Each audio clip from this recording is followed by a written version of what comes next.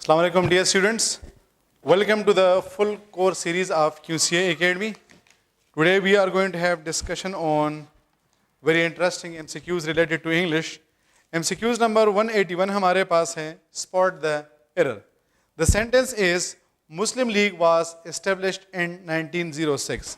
याद रखें कि जितने भी हमारे पास political parties होते हैं और जितने भी हमारे पास रिलीजियस ग्रुप होते हैं हम हमेशा उससे पहले आर्टिकल द को यूज़ करते हैं।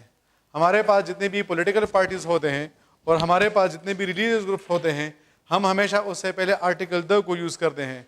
यहाँ पर हमने लिखा है मुस्लिम लीग वाज एस्टेब्लिश इन 1906। ये मुस्लिम लीग नहीं आएगा बल्कि ये हमारे पास द मुस्लिम लीग आएगा, क्योंकि ये हमारे पास क्या, ये हमारे पास एक पार्टी का नेम है। अच्छा, ये भी याद रखें कि जितने भी हमारे पास पॉलिटिकल पार्टीज के नेम आते हैं हम हमेशा इसको कैपिटल से स्टार्ट करते हैं। इसका जो स्टार्टिंग लेटर होगा वो हमेशा कैपिटल होगा। तो एमसीक्यूज नंबर 181 में हमारे पास जो राइट ऑप्शन आता है that is option A. MCQs number 182, we are living in 21st century. जब आपके पास किसी सेंचुरी का नेम आ जाए, किसी एज का नेम आ जाए, सेंचुरी मतलब 16th century, 15th century, first century, इस तरह हमारे पास जो एज है हम कहते हैं कि गोल्डन एज, हम कहते हैं कि द स्टोन एज, हम कहते हैं कि the Renaissance, the Victorian age, the Mughal age. तो ये हमारे पास क्या, ये हमारे पास जो है वो एजेस के नेम है। इस तरह हमारे पास जितने भी जंगों के नेम आते हैं वार्स, तो हम उसके साथ भी क्या करते हैं, हम हमेशा उसके साथ भी आर्टिकल को यूज़ करते हैं। तो जब आपके पास किसी सेंचुरी का नेम आएगा, किसी एज का नेम आएगा या वार्स के नेम आते हैं तो आप हमेशा इसके साथ आर्टिकल द को यूज़ करते हैं। तो ये सेंटेंस जिस तरह हमने कहा कि we are living in 21st century, ये इस तरह नहीं होगा बल्कि ये आएगा कि we are living in the 21st century. MCQs number 183, he comes here in June and in July. ये हमारे पास एक रूल है जिसको हम कहते हैं preposition in parallel form. Preposition in parallel form का मतलब ये है कि जब हमारे पास प्रीपोजिशन आता है तो हम हमेशा इसको नाउन से पहले लगाते हैं, जबकि हमारे पास जो प्रीपोजिशन आता है वो वर्ब के बाद आता है। पहला पॉइंट तो ये समझे कि प्रीपोजिशन को हम नाउन से पहले यूज़ करते हैं जबकि वर्ब के हम इसको बाद यूज़ करते हैं। अब यहाँ पर हमारे पास सेंटेंस है he comes here dash June and dash July. मैं कहता हूँ कि he comes here dash Monday and dash Tuesday.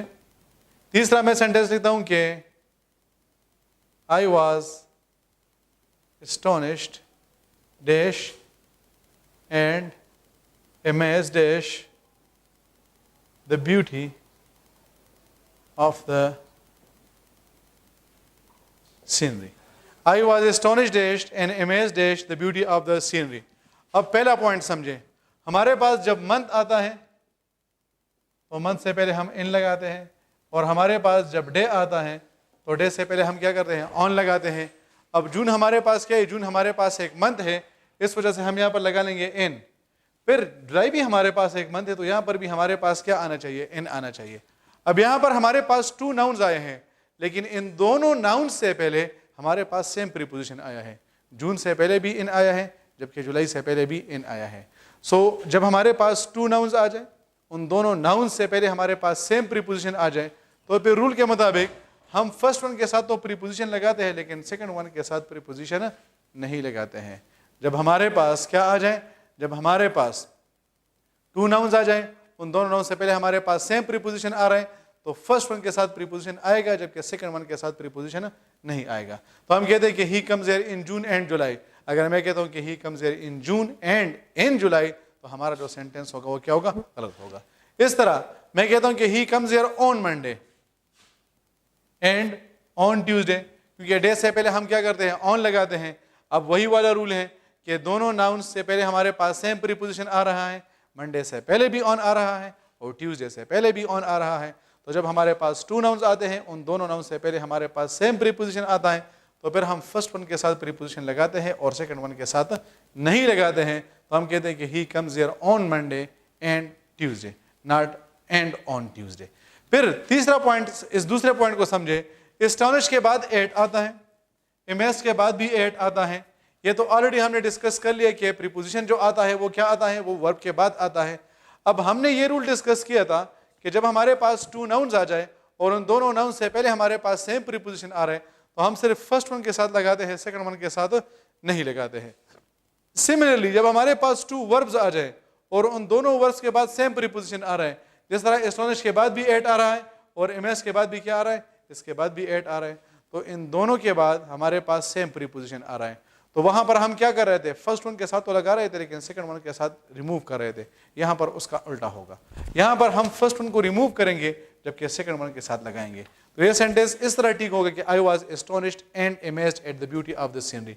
अगर हम कहते कि I was astonished at and amazed at the beauty of the scenery, तो फिर हमारा जो सेंटेंस होगा वो क्या बन जाएगा, वो हमारा सेंटेंस गलत बन जाएगा।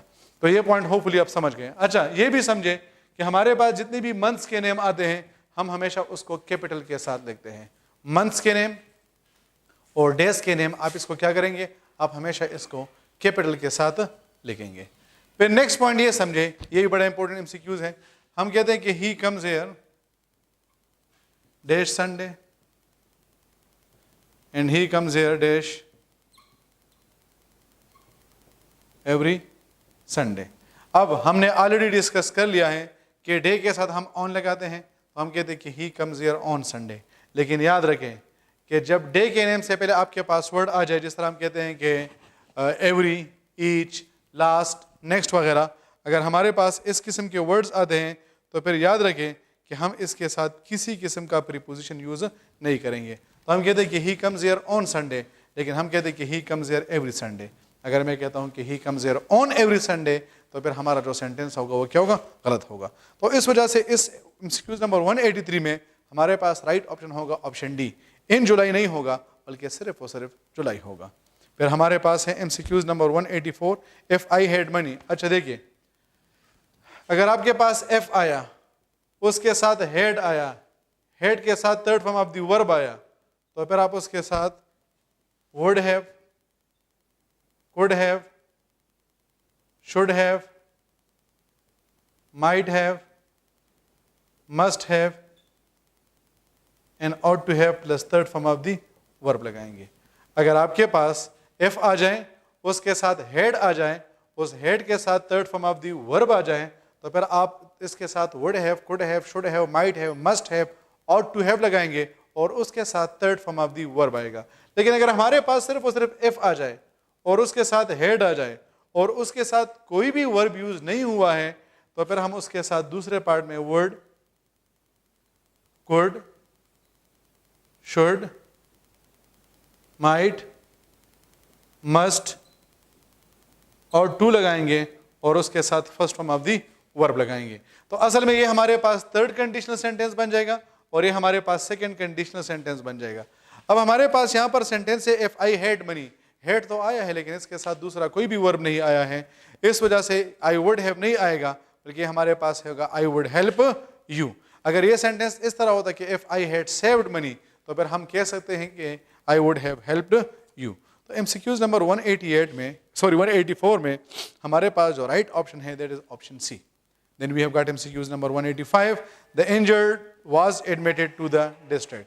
जब हमारे पास आर्टिकल द आ जाए, उसके बाद एडजेक्टिव आ जाए और उस एडजेक्टिव के बाद कोई भी नाउन यूज नहीं हुआ हो, जिस तरह हम कहते हैं द पुअर, वैसे ये है द पुअर पीपल, हम कहते हैं द रिच, हम कहते हैं the rich people, the blind people, सही है। The best are missing in the class, तो द बेस्ट की हम बात करें, यहाँ पर हम बात करें स्टूडेंट्स की, तो यहाँ पर हमने नाउन को ओमिट किया है, ओमिट के यानी ख़त्म किया है, और वो ख़त्म भी इसी वजह से किया है क्योंकि लोगों को पता है कि इसके बाद हम क्या यूज़ करेंगे। तो जब हमारे पास द आ जाए, उसके बाद एडजेक्टिव आ जाए और नाउन मौजूद ना हो, तो फिर आपके पास कौन सा वर्ब आएगा? प्लूरल वर्ब आएगा। तो हम कहते हैं कि द इंजर्ड वाज नहीं आएगा, the injured were admitted to the district hospital. तो इंजर्ड के बाद वर नहीं, वाज नहीं आएगा, वर आएगा। So option B is the right one. अच्छा, यहाँ पर ये भी याद रखें कि एडमिटेड के बाद क्या आता है? एडमिटेड के बाद आपके पास टू आता है। Then we have got MCQs number 186, do you approve to smoking in public places. तो यहाँ पर क्या आएगा? अप्रूव के बाद ऑफ आता है, ठीक है। Do you approve of smoking in public places, do you approve of smoking in public places, approve के बाद टू नहीं आता। MCQ number 187, he has been cured by his illness, cured by नहीं आएगा, cured from आएगा। he has been cured from his illness आएगा, by नहीं आएगा। so the right option is option C। MCQ number 188, who are you referring on, तो refer के बाद क्या आता है, उसके बाद on नहीं आता बल्कि उसके बाद to आता है। who are you referring to will be the right one। MCQ number 189, there is a picture in the wall, in the wall नहीं होगा, ऑन द वॉल होगा। क्यों? पहले भी मैं आपको बता चुका हूं कि ऑन, इन और एट को हमने डिटेल में डिस्कस किया हुआ है कि जब भी हमारे पास एक चीज़ का सरफेस दूसरे चीज़ के बैक को टच करता है तो फिर हम उसके साथ क्या करते हैं, हम उसके साथ ऑन लगाते हैं। अब आपने पिक्चर लगा ली तो उस पिक्चर का बैक उस दीवार के फ्रंट को क्या करेगा, उसको टच करेगा या उसके सरफेस को टच करेगा, इस वजह से इन नहीं आएगा, ऑन आएगा। तो this is the picture, there is a picture in the wall, option D is the right one। in the wall नहीं आएगा बल्कि on the wall आएगा। then MCQs number 190, MCQs number 190 हमारे पास है कि he was prejudiced towards the minorities। prejudice जो है वो जब word आपके पास आता है तो इसके बाद towards नहीं आता बल्कि इसके बाद क्या आता है, इसके बाद against आता है। तो he was prejudiced against the minorities आएगा, towards नहीं आएगा। तो इस वजह से MCQs नंबर 190 में हमारे पास जो राइट ऑप्शन है that is option C. He was prejudiced towards नहीं आएगा, prejudiced against the minorities. MCQs number 191, take care that you are not late, ये हमारे पास एक इंपेरेटिव सेंटेंस है। इंपेरेटिव सेंटेंस के बारे में दो इंपॉर्टेंट पॉइंट्स याद रखें कि एक तो हम हमेशा इसको वर्ब के फर्स्ट फॉर्म से स्टार्ट करते हैं और दूसरा इसमें हम हमेशा प्रेजेंट टेंस को यूज करते हैं। हमारे पास जब इंपेरेटिव सेंटेंस आता है तो हम हमेशा उसके बाद वर्ब का फर्स्ट फॉर्म यूज़ करते हैं। यानी वर्ब के फर्स्ट फॉर्म के यूज़ करने का मतलब ये है कि आप उस वर्ब के साथ S, E S, D, E D या आई एन जी वगैरह नहीं लगा सकते हैं। जिस तरह मैं आपसे कहता हूँ कि हेल्प द पुअर, ये मैं नहीं कहता कि हेल्पिंग द पुअर, या मैं कहता हूँ कि स्टॉप द चीटिंग, तो मैं ये नहीं कहता कि स्टॉप्स द चीटिंग। तो हमारे पास जब भी इंपेरेटिव सेंटेंस आता है हम उसके वर्ब के साथ एस या ई एस को यूज़ नहीं करते हैं। दूसरा इंपॉर्टेंट पॉइंट ये है कि इसके बाद हम हमेशा प्रेजेंट टेंस को यूज़ करते हैं और हम दूसरे किसी भी टेंस को यूज़ नहीं कर सकते हैं। तो MCQs नंबर 191 में हमारे पास राइट ऑप्शन होगा option A, take care that you are not late. Option B में वर आया है यानी पास्ट टेंस, ऑप्शन सी में वेल आया है यानी फ्यूचर टेंस, इस वजह से ये गलत बन जाएगा। फिर हमारे पास है MCQs number 192, I am reading a book right now, इसमें ऑप्शन बी हमारे पास ठीक होगा। जब हमारे पास ये राइट नाउ वर्ड आता है तो हम इसके साथ क्या करते हैं, हम इसके साथ जो है वो प्रेजेंट कंटिन्यूअस टेंस को यूज करेंगे। इस वजह से option B is the right one. Option A इस वजह से गलत है क्योंकि हमने प्रेजेंट इंडेफिनिट लगाया है। ऑप्शन सी इस वजह से गलत है क्योंकि हमने पास्ट कंटिन्यूअस लगाया है, जबकि राइट नाउ के साथ पास्ट कंटिन्यूअस टेंस नहीं आता। MCQs number 193, the right option is option A, he resembles his father. Resemble के बाद और इन्वेस्टिगेशन के बाद प्रीपोजिशन नहीं आता। नॉर्मली आप जो है वो रिजेंबल के साथ विद लगाते हैं कि ही रिजेंबल्स विद हिज फादर, तो गलत होगा। जब भी आपके पास वर्ड रिजेंबल आएगा या आपके पास वर्ड इन्वेस्टिगेशन आएगा तो इसके बाद किसी किस्म का प्रीपोजिशन नहीं आता। MCQs number 194, he has already finished his task, ये हम he has already finished his task, इसमें हमारे पास राइट ऑप्शन होगा ऑप्शन बी। ऑप्शन ए इस वजह से गलत है क्योंकि जब भी हमारे पास कोई पास्ट इंडेफिनिट टेंस को हम यूज़ करते हैं हम उसके साथ पास्ट टाइम रेफरेंस को यूज़ करते हैं। ऑप्शन सी क्यों गलत है? ऑप्शन सी इस वजह से गलत है क्योंकि यहाँ पर हमारे पास पास्ट परफेक्ट टेंस आया है और पास्ट परफेक्ट टेंस को हम उस सेंटेंस में यूज़ करते हैं जब जिसकी सेंटेंस में हमारे पास टू क्लॉजेस होते हैं। MCQs number 195, he is an intelligent student, the sentence is a simple sentence. इस सेंटेंस में हमारे पास सिर्फ और सिर्फ एक सब्जेक्ट है प्लस वन प्रेडिकेट। तो एक सब्जेक्ट या एक प्रेडिकेट को कंबाइन करके हम क्या कहते हैं, इसे हम कहते हैं वन क्लास। अब ये एक क्लास आपको क्या कर रही है, आपको फुल मीनिंग दे रहा है कि नहीं, ये हमारे पास इंडिपेंडेंट क्लास बन गया है। तो एक इंडिपेंडेंट क्लास को हम सिंपल सेंटेंस भी कहते हैं। That is why the right option is option A. MCQs number 196, ruling means verdict, judgement, conviction, option D is the right one. All of these, जब हम किसी किस्म का फैसला सुनाते हैं तो हम उसे रूलिंग कहते हैं। तो 196 में राइट ऑप्शन होगा option D. MCQs number 197, hideous hideous का मतलब होता है एक ऐसी चीज़ जो कि आपको बहुत बुरी लगती है। यहाँ पर हमारे पास ऑप्शन है एग्रीएबल, डिलाइटफुल या प्लीजेंट। इन सब का मतलब होता है एक ऐसी चीज़ जो कि बड़ी खुशगवार होती है या आपको अच्छी लगती है। That is why the right option is option D, all of this. Intolerable, intolerable का मतलब होता है एक ऐसी चीज़ जिसको हम बर्दाश्त नहीं कर सकते हैं। अनबियरेबल, इनऑर्डिनेट, इनएक्सक्यूजेबल, इन सब का भी मतलब होता है एक ऐसी चीज़ जिसको हम बर्दाश्त नहीं कर सकते हैं। That is why the right option is option D. MCQs number 199, groggy is the antonym of. अच्छा, ग्रोगी का मतलब होता है कोई चीज़ जो वीक होती है या जिसमें बैलेंस नहीं होता। सो द राइट, यहाँ पर हमारे पास ऑप्शन है बैलेंस्ड, विगोरस एंड इंडस्ट्रियस। इन सब का मतलब होता है हार्ड वर्किंग या जिस चीज़ का बैलेंस होता है। That is why the right option is all of this. और लास्ट MCQs हमारे पास है MCQs number 200, I saw him dash 10 o'clock dash Monday dash 2018। हमारे पास जब आवर आता है हम उसके साथ 8 लगाते हैं, जब हमारे पास डे आता है तो हम उसके साथ ऑन लगाते हैं, और जब हमारे पास एयर आता है तो हम उसके साथ इन लगाते हैं। That is why the right option is option D, I saw him at 10 o'clock on Monday in 2018। Thank you very much, dear students. Hopefully you have understood all the MCQs and all the ideas have been cleared. Thank you very much. Allah Hafiz.